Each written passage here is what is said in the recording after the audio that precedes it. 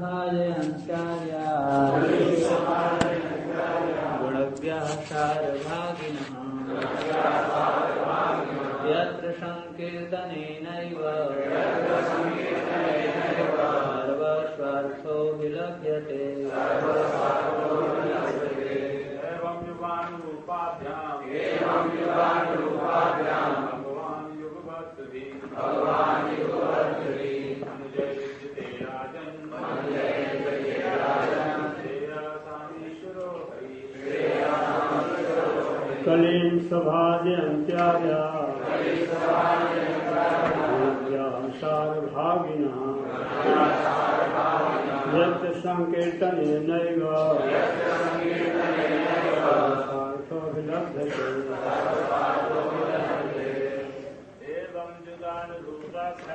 एवं युगानुरूपाभ्याम् भगवान् युगपत्भिः मनुजैर्युज्यते राजन्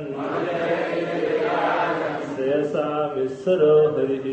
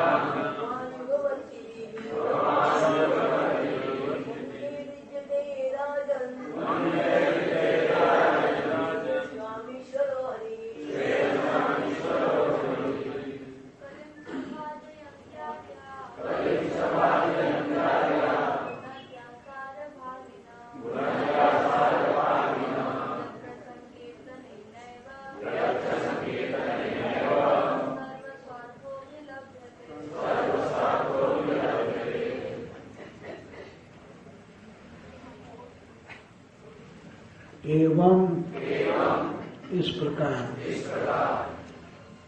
जैसा पहले कहा गया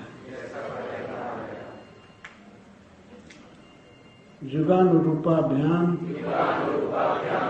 युग के अनुसार नाम और रूप द्वारा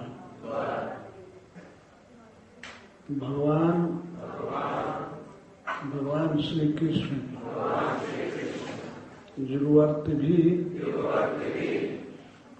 भिन्न भिन्न युगों में जन्म लेने वाले मनुष्यों के द्वारा इज्जते पूजे जाते हैं।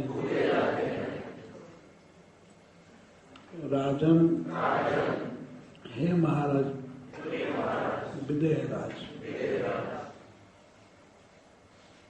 श्रेयसाम समस्त मंगलों के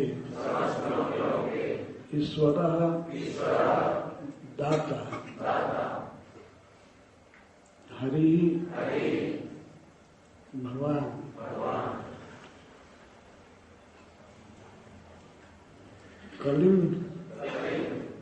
कलियुग को सभाजयंती पसंद करते हैं, स्वागत करते हैं। आर्या सज्जन लोग, नज्ञा इस पर प्रश्न होता है कि कलियुग को बड़े बड़े लोग क्यों पसंद करते हैं, तो इसका उत्तर करभाजन दे रहे हैं। गुणज्ञा कलियुग के गुण को जानने वाले, सार भागिना इसके सार को समझने वाले। क्या सार है? यत्र जिस युग में संकीर्तनेन संकीर्तन के द्वारा एवं केवल संकीर्तन के द्वारा ही सर्व समस्त स्वार्थ अर्थ अभिलभ्यते प्राप्त किया जाता है।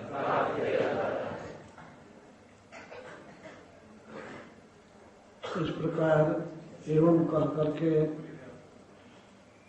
करभाजन जी पिछली बातों की याद दिला रहे हैं। एवं इसके पहले वे 4 युगों के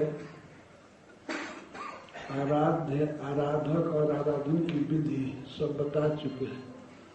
उसी की आप स्मृति कीजिए। एवं शब्द के द्वारा एवं सबसे पहले अपने मन को मिथिला में ले चलना चाहिए, जहाँ महाराज निमि का यज्ञ हो रहा है। उस यज्ञ में बहुत श्रेष्ठ ब्राह्मण ऋषि मुनि जुटे हैं। तो भगवान ऋषभ देव के 9 पुत्र जो जोगेश्वर हैं वे भी पधारे हैं। उनसे प्रश्न किए हैं। ये 9वां प्रश्न है। चमस जी इसके पहले उत्तर दिए थे। महाराज ने पूछा था कि जो लोग भक्ति नहीं करते हैं उनकी क्या गति होती है। तो चमस जी ने बताया कि जो भक्ति नहीं करते हैं वो अधोगति में गिरते हैं, नरक में जाते हैं। इसके बाद महाराज निमि कृपा पूर्वक पूछ रहे हैं सभी जीवों पर कृपा करके, भगवान किस युग में किस रंग के होते हैं, क्या उनका आकार होता है और कैसे उनकी भक्ति की जाती है, भक्ति करने वाले में क्या क्या विशेषता होती है। तस्मिन् काले स भगवान किं वर्णः कीदृशं निर्भीः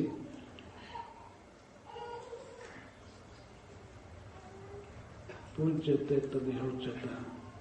कैसे पूजे जाते हैं इसको कहिए। इसी प्रश्न का उत्तर करभाजन जी दे रहे हैं। जो पहले कहा गया 3 दिन से, उसको एक बार समेट लेना चाहिए मन में। एवं किसी के मन में प्रश्न उठेगा कथम। एवं शब्द समस्त कहे हुए विषयों को स्मृति में ला देता है। एवं इस प्रकार जुगानुरूपाभ्याम युग के अनुसार युगवर्ती भी उस युग में जन्म लेने वाले मनुष्यों के द्वारा भगवान हरि इज्जते पूजे जाते हैं। एक बार याद दिला देना चाहता हूँ, त्रेता में, द्वापर में, सतयुग में और कलयुग में भगवान किस रंग के होते हैं और किस तरह पूजे जाते हैं, क्या उनका नाम होता है। करभाजन जी कहते हैं कृतम त्रेता द्वापरम च कलयुगेषु केशव। 4 युग हैं, कृत युग, त्रेता युग, द्वापर युग और कलयुग। इन सभी युगों में भगवान पूज्य हैं। भगवान केशव, केशव नहीं इसलिए कहते हैं कि ब्रह्मा, क माने ब्रह्मा, ईश माने भगवान शिव। ये ब्रह्मा और शिव आदि समस्त देवता जिनके वश में रहते हैं, ब्रह्मेश्वर वयते इति केशव। जो ब्रह्मा जी को और भगवान शिव को भी अपने वश में रखे वे हैं केशव। तो केशव भगवान सभी युगों में आराध्य है, अन्य कोई नहीं। अन्य कोई आराध्य नहीं है, केवल भगवान केशव। उनके केश बड़े सुंदर हैं, ये भी अर्थ है। भगवान कृष्ण आराध्य है, भगवान विष्णु।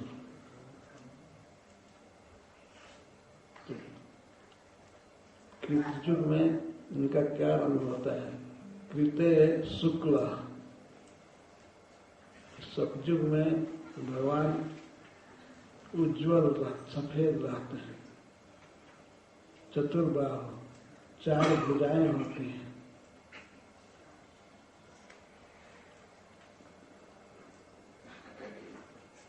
जो धर्म का परिवर्तन करने वाले भगवान का वर्णन किया जाता है। कृते शुक्ल चतुर्बाहु जटिल बलकलाम्बर, और उनकी जटाएं होती हैं, बलकल वस्त्र धारण करते हैं। बलकल वस्त्र का अर्थ है पेड़ों की छाल, विशेष करके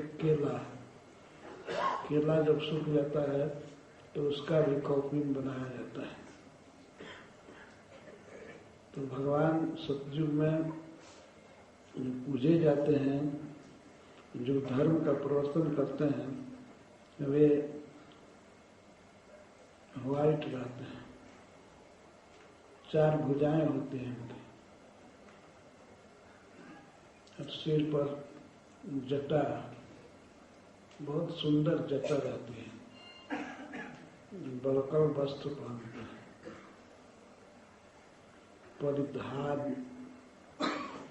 परिधान कहते हैं जो कमर से नीचे वस्त्र पहने जाते हैं।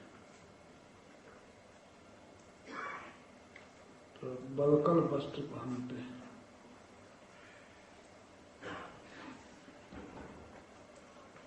विभ्रत दंड कमंडल, और दंड और कमंडल धारण करते हैं। कृष्णा जिनो पवित्राक्षण, कृष्ण मृगचर्म, हरिण के चर्म को ऊपर लपेटते हैं, उपवीत, जैसे जनेऊ की तरह। लेकिन कृष्ण मृग चर्म ओढ़ते हैं और जनेऊ धारण करते हैं, और अक्षर माला धारण करते हैं, जपने के लिए जप माला।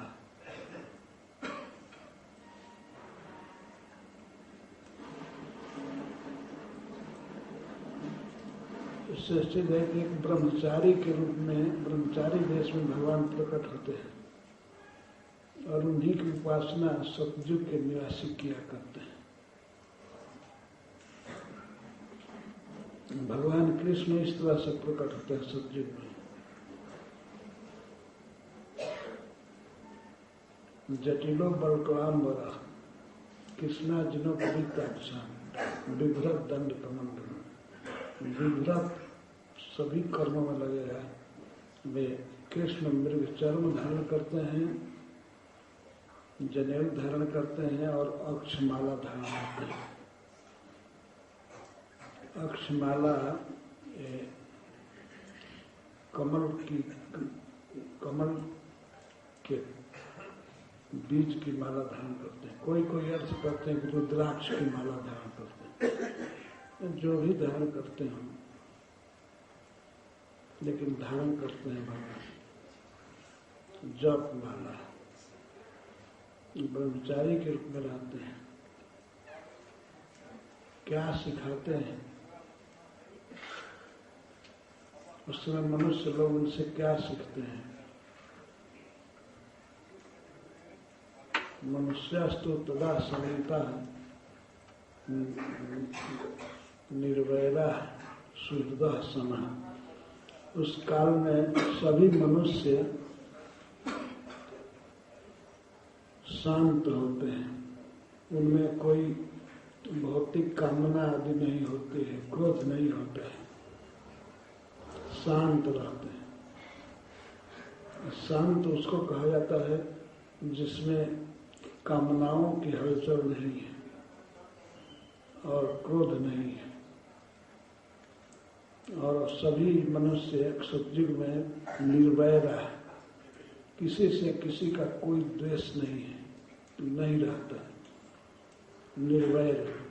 भगवान ने इसकी बड़ी प्रशंसा की है गीता में, निर्वैर होने की। किसी से शत्रुता न करना, किसी से जलन न करना, यह गुण सतयुग के लोगों का होता है।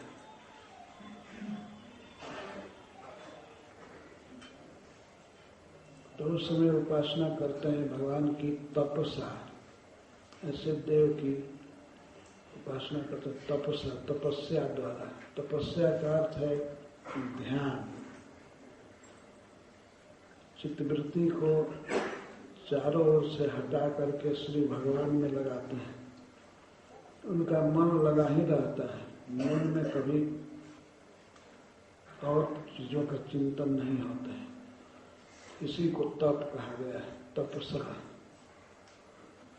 समय न च दमे न च, और उनका बाह्य इंद्रियों का नियंत्रण होता है और मन पर भी रहता है।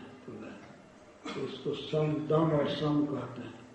समय न च दमे न च, दम और सम से युक्त ध्यान। भगवान में चित्त लगा रहता है, अखंड ध्यान। यही है सतयुग का युग धर्म, ध्यान करना। भगवान इसी को सिखाते हैं, स्वयं ब्रह्मचारी के रूप में प्रकट होकर के और लोगों को ध्यान करना सिखाते हैं। किसी वस्तु में आसक्ति नहीं, केवल भगवान के रूप गुण चिंतन में लगा रहता है मन। इस पर विचार कीजिए, कितना कठिन है सतयुग में भक्ति करना। सम दम से युक्त होना पड़ेगा और निरंतर ध्यान।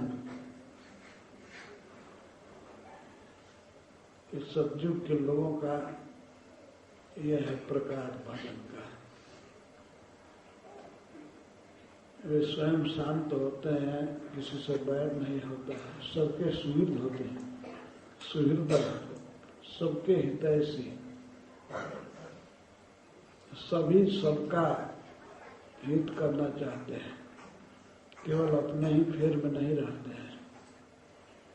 इस कलयुग में जो मनुष्यों की दशा है, इससे बिल्कुल विपरीत सतयुग में मनुष्यों की दशा होती है।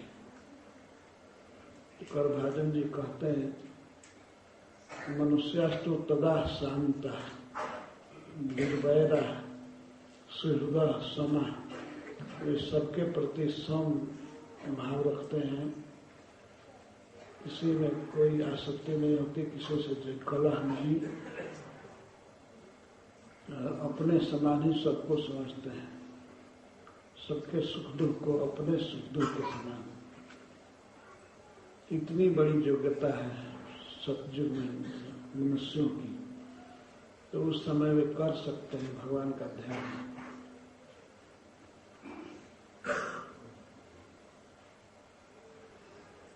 सम दम से युक्त होकर के ध्यान में लगे रहते हैं।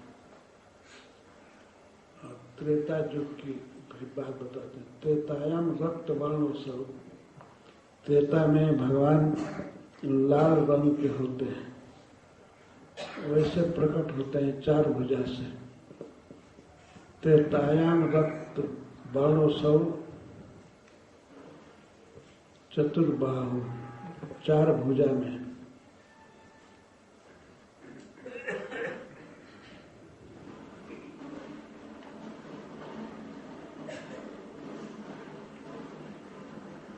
हिरण्य केश, उस समय उनके केश, सिर के केश होते हैं, वो बिल्कुल पीले रंग के, सोने के समान चमकते हैं। स्वयं लाल रंग के होते हैं, पर उनके केश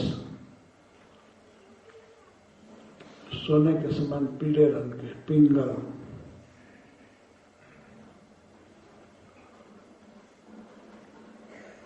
त्रयात्मा, भगवान वेद स्वरूप होते हैं,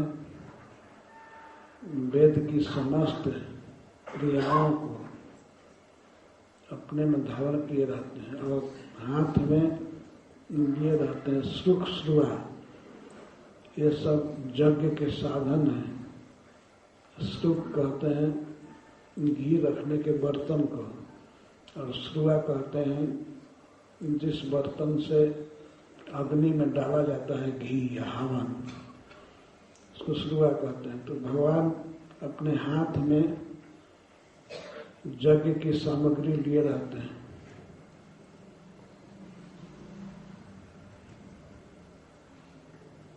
उस काल में मनुष्यास्तु तदा मनुजा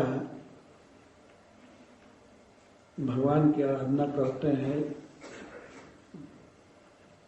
विद्या त्रय्या, ब्रह्मिष्ठा ब्रह्मवादिना। उस समय के मनुष्यों की योग्यता करभाजन जोगेश्वर बता रहे हैं। ब्रह्मिष्ठा, धर्मिष्ठा, सभी धर्म में लगे रहते हैं, अपने अपने वर्ण और आश्रम के अनुसार अपने कर्तव्य कर्म में सभी लगे रहते हैं। ब्रह्मवादिना, और सभी वेद के अनुसार चलते हैं, सबको शिक्षा भी देते हैं, उसको ब्रह्मवादी कहते हैं। अब के मनुष्य तो न्यूज पेपरवादी हो गए। बहुत ज्यादा विद्वान माना जाता है यदि टीवी देख करके कुछ कह रहा है या अखबार पढ़ करके, ये अखबारवादी हो गए। और त्रेता युग में सभी ब्रह्मवादी रहते हैं। कोई बात करते हैं तो वेद से करते हैं, वेद का उदाहरण देते हैं, धर्म में लगे रहते हैं, अपने धर्म में, वर्ण धर्म में, आश्रम धर्म में। जो उस समय श्री भगवान उनको सिखाते हैं कैसे वेद के अनुसार यज्ञ करना चाहिए। बड़े बड़े यज्ञ होते हैं, करते हैं, स्वयं धर्मिष्ठ रहते हैं और वेद परायण होते हैं, ब्रह्मवादी होते हैं।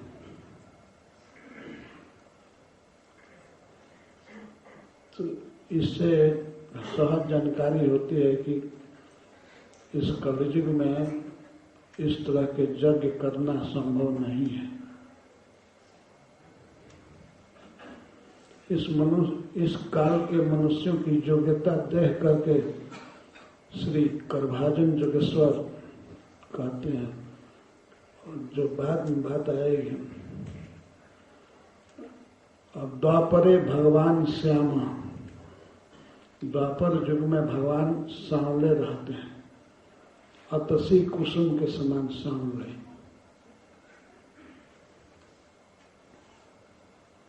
पीतवासा निजायुधा, और पीतांबर पहनते हैं निजायुधा, और अपना जो प्रसिद्ध अस्त्र है उसको धारण किए रहता है, विशेष करके सुदर्शन चक्र।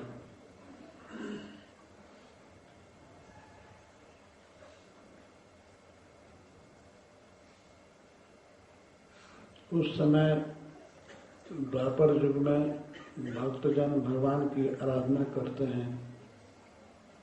महाराजोपलक्षण, भगवान की उपासना करते हैं, भक्ति करते हैं।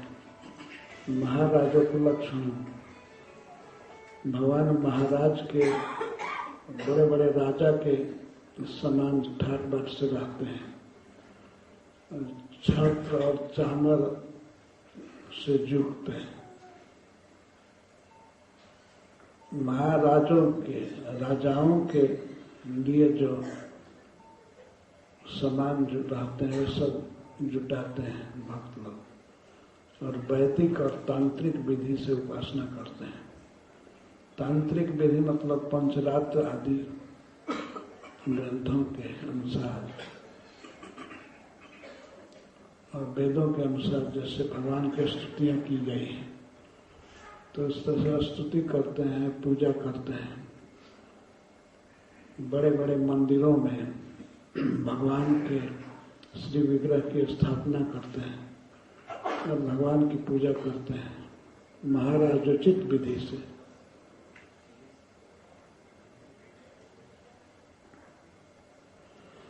इस समय तो क्या सामान कोई जुटाएगा, चामर भी नहीं मिलता है, ये प्लास्टिक केवल रहता है, घुमा देते हैं।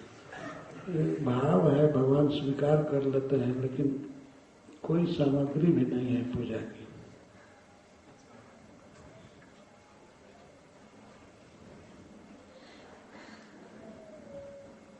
ये उपासना की पद्धति है। और कलयुग में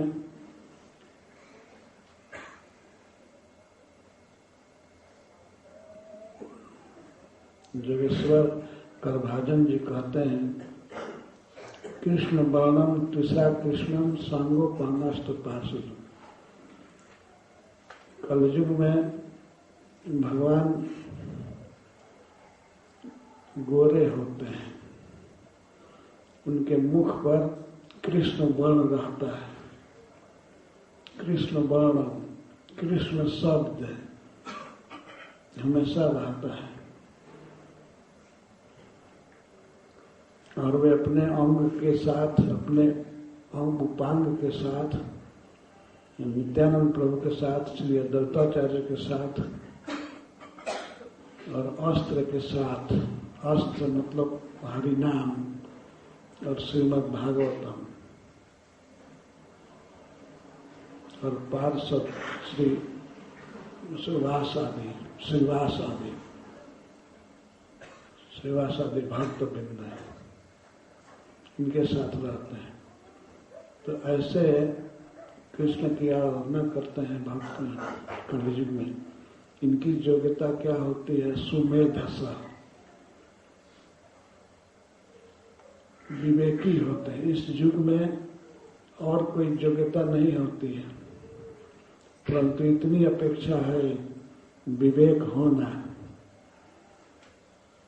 इस युग के गुण को पहचान लेना,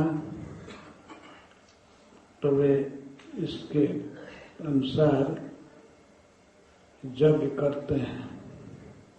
यज्ञ ही कैसा यज्ञ? संकीर्तन प्राय, संकीर्तन यज्ञ, सुमेध सह। और भक्ति करने वालों की योग्यता है सुमेध सह, जिनकी मेधा, जिनकी बुद्धि सुष्ठु है, सुंदर बुद्धि है, वे चैतन्य महाप्रभु का भजन करते हैं।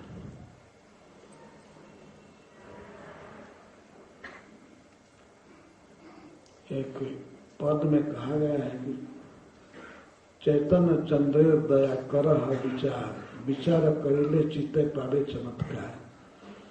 चैतन्य महाप्रभु की कृपा पर जरा विचार करो।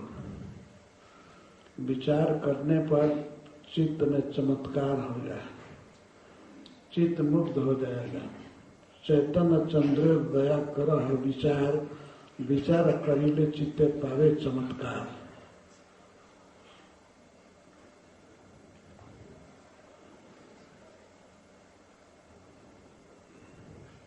वास्तव में चैतन्य महाप्रभु की कृपा अद्भुत है। तो ऐसे प्रभु का भजन करते हैं कलयुग में वे लोग जो सुमेधा होते हैं, जिनकी सुंदर बुद्धि है, विवेक है, क्या करना चाहिए, क्या नहीं करना चाहिए, क्या चीज ग्रहण करनी चाहिए, क्या छोड़नी चाहिए, इसको ये जानते हैं ठीक से। इस युग में जो सबसे बड़ा लाभ है वो है संकीर्तन। हरे कृष्णा कृष्णा कृष्णा हरे हरे, हरे राम राम राम हरे हरे। जब संकीर्तन नैव सर्व स्वार्थो विलभते। इसीलिए अन्य युगों में भी, सतयुग त्रेता द्वापर में भी जो आर्य हैं, जो सज्जन हैं, वे कलयुग का बड़ा आदर करते हैं। कलिम सभाजयंती, सभाजयंती का अर्थ स्वागत करते हैं। जन्म हुआ है सतयुग में, त्रेता में, लेकिन कली के प्रति बहुत बड़ा आदर है, स्वागत करते हैं। क्यों स्वागत करते हैं? जबकि यह दोष का समुद्र है। क्योंकि गुणज्ञ वे गुणज्ञ होते हैं, इसके गुण को जानते हैं, कलयुग के गुण को जानते हैं। इस युग का सबसे बड़ा गुण है जब तो संकीर्तनेना एवं, केवल संकीर्तन से, केवल नामोच्चारण से व्यक्ति सर्व स्वार्थ भी लगते, सर्व स्वार्थ को पा लेता है। धर्म, अर्थ, काम, मोक्ष सब कुछ भगवत प्रेम पर्यंत पा लेता है। सर्व स्वार्थ, सब कुछ मिल जाता है केवल नाम संकीर्तन से। यह गुण है कलयुग का। और कलयुग में एक और गुण है, कलिकर एक पुनीत प्रतापा, मानस पूर्ण हो ही नहीं पापा। मन इतना गिरा हुआ होता है कलयुग में कि भगवान ने ये सब नियम दे दिया कि अगर मन में शुभ विचार उठेगा, पूर्ण होगा, तो उसका फल मिल जाएगा। और पाप का फल मन से नहीं मिलेगा, मन से करने से नहीं मिलेगा, शरीर से करने पर मिलेगा। वचन और शरीर से जब पाप किया जाता है तब उसका फल मिलता है, और पुण्य केवल मन से कर दिया जाए तो मिल जाएगा। यह इस युग की विशेषता है। यदि मन से भी कोई सत्कर्म करता है, मन में आप अपने रूम में बैठ करके भी यदि गिरिराज जी की परिक्रमा कर रहे हैं या वृंदावन की परिक्रमा कर रहे हैं, परिक्रमा का फल मिल जाएगा। यही इस युग की विशेषता है। और सबसे बड़ा गुण है यत्र संकीर्तनेना एवं सर्व स्वार्थो विलंबित। केवल विष्णु के नाम कीर्तन से सर्व स्वार्थ की सिद्धि हो जाएगी। जो चाहते हैं सब मिल जाएगा।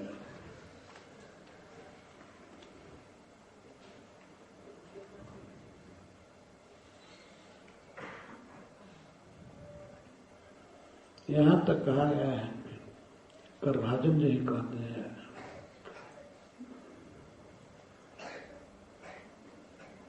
नातः परतरम लाभो देहिनाम भ्राम्यताम यह। इस कीर्तन से बढ़ करके और कोई लाभ नहीं है। अतः संकीर्तनात् परम लाभ, दूसरा कोई लाभ नहीं है। इसी संकीर्तन से, भगवान के नाम के उच्चारण से परम शांति मिलती है। और संस्कृति तो नश्यति, जन्म मरण की परंपरा मिट जाती है, संसार बंधन खत्म हो जाता है और परम शांति प्राप्त होती है। भगवान का धाम मिलता है, भगवान में प्रेम मिल जाता है केवल संकीर्तन से। इस युग की विशेषता है।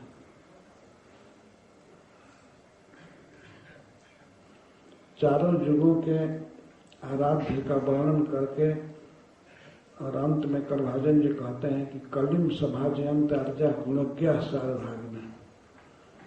अर्जा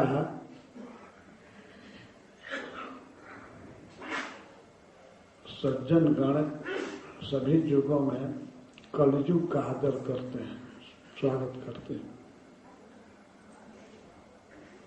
क्योंकि वे कली के गुण को जानते हैं।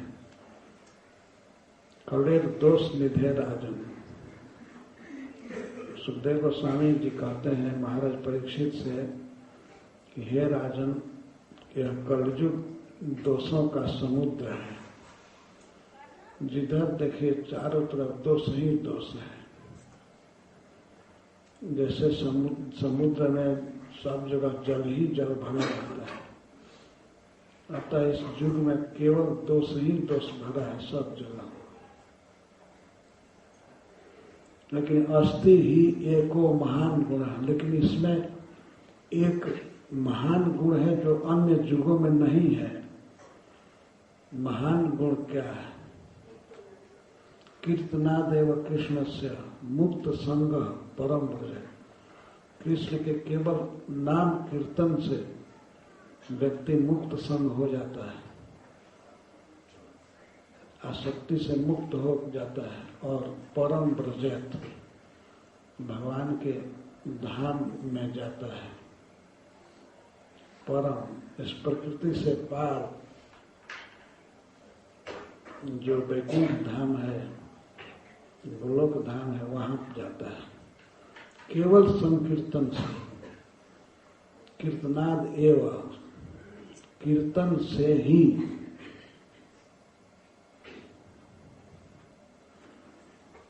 अन्य युगों में सम दम आदि का पालन करना पड़ता है, ध्यान करना पड़ता है, वेद पढ़ना पड़ता है, बहुत परिश्रम है भगवान को पाने में। लेकिन कलयुग में बहुत सुविधा है। केवल भगवान के नाम के उच्चारण से सब कुछ हो जाएगा। हरे कृष्णा कृष्णा कृष्णा कृष्णा हरे हरे, हरे राम राम राम हरे हरे।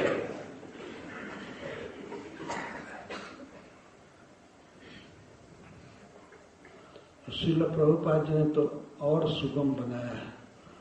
केवल 4 नियमों का पालन करना है, अपने को रोक लेना है, निषेध है। No meat eating, no gambling, no intoxication, no illicit sex. इससे बच करके और भगवान का नाम लेना है, और भी केवल 16 माला।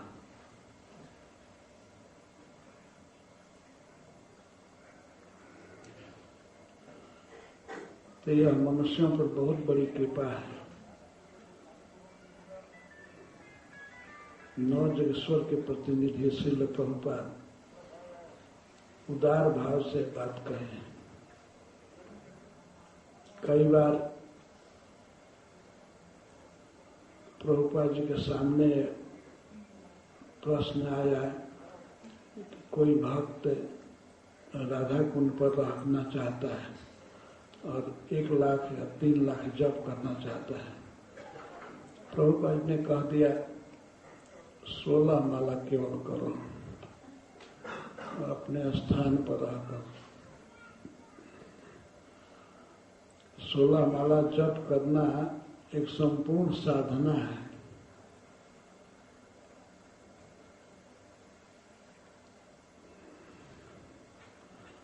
तो करभाजन जी के इस उद्गार को आप सुन रहे हैं, पढ़ रहे हैं।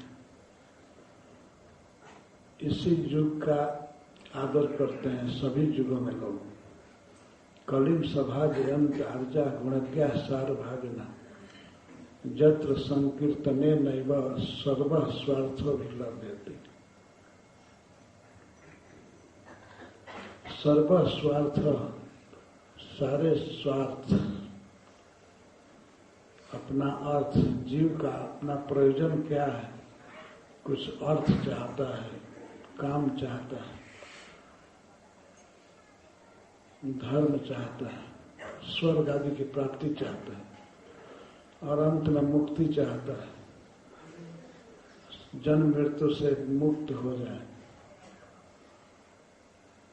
और कुछ इससे भी ऊंचे भक्त हैं जो भगवान कृष्ण का प्रेम चाहते हैं, तो जो भी चाहते हैं सर्वस्वार्थ, जिसकी जो भी इच्छा होगी, अगर धर्म की इच्छा होगी, स्वर्ग प्राप्ति की, तो वो भी मिलेगा। यदि वैकुंठ जाने की इच्छा है तो वो भी मिलेगा। और कोई भी कामना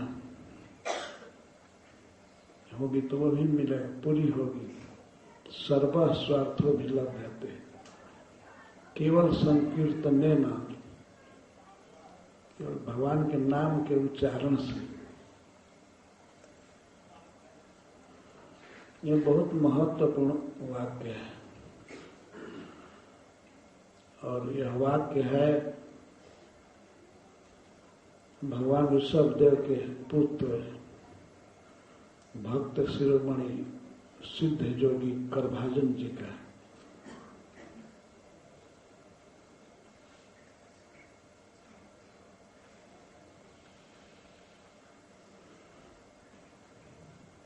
इसमें कोई भी अतिशयोक्ति नहीं है।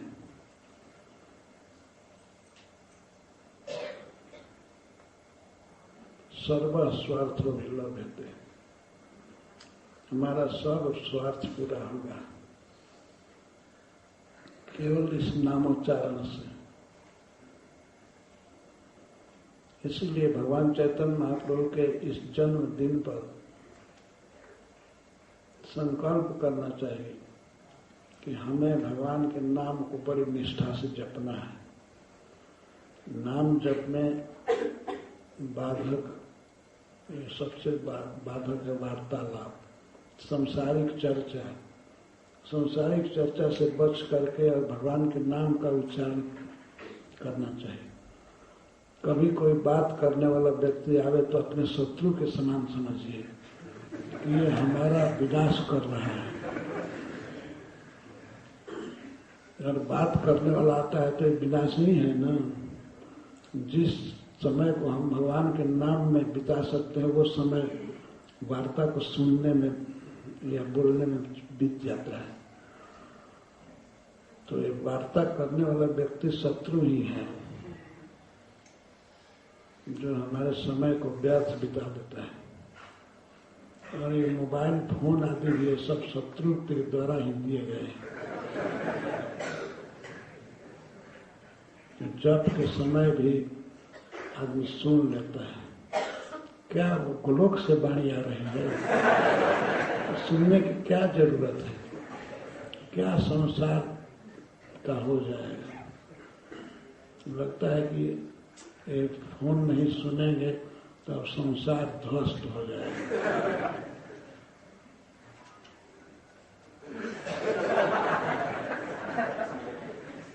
और भी जप के समय महामंत्र जप रहे हैं और बीच में फोन सुनने लगे तो जप का तिरस्कार हुआ, भगवान के नाम की अवहेलना हुई। उसको जपना छोड़ कर हम सुनने लगे एक सांसारिक कुत्सित व्यक्ति की बात। तो ये भगवान के नाम का अपमान है, अपराध है, इससे बचना चाहिए। जब जप करना है तो मोबाइल फोन को रख देना चाहिए अलमारी में या कहीं भी, और कहीं भी चिल्लावे बोले कुछ ध्यान मत दीजिए, उसको चिल्लाने दीजिए, वो शांत हो ही जाएगा। या उसका मुंह बंद रखना, चिल्लाने न पाए, साइलेंट पर रख दे।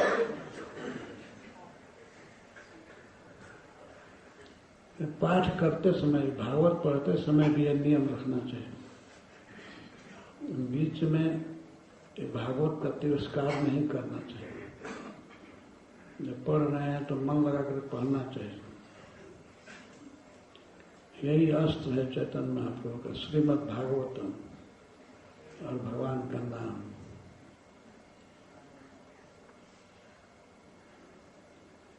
तो ये प्रसंग चल रहा था, 4 दिन का सेमिनार था। तो यही सारांश निकला कि भगवान के नाम का कीर्तन करना चाहिए। इस युग में यही कर सकते हैं, यही सबसे बड़ा साधन है। इससे बढ़ करके कुछ भी नहीं है। हम जन्म मृत्यु के चक्र में भटक रहे हैं, माया हमें भटका रही है, लेकिन इसी चक्र में चलते चलते यदि मानव शरीर मिल जाए और वह भी कलयुग में,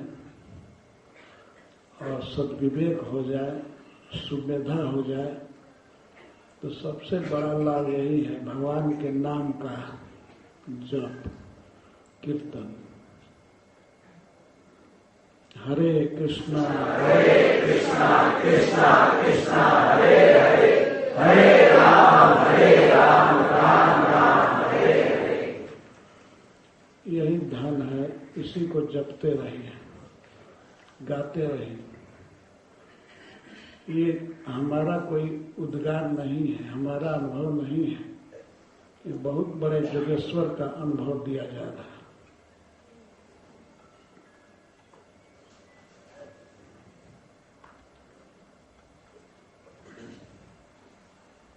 इस नाम संकीर्तन से बड़ा लाभ कुछ नहीं है।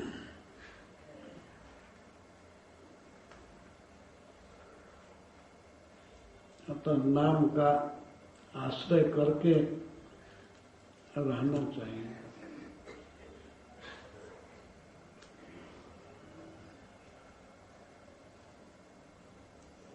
जय श्रील प्रभुपाद।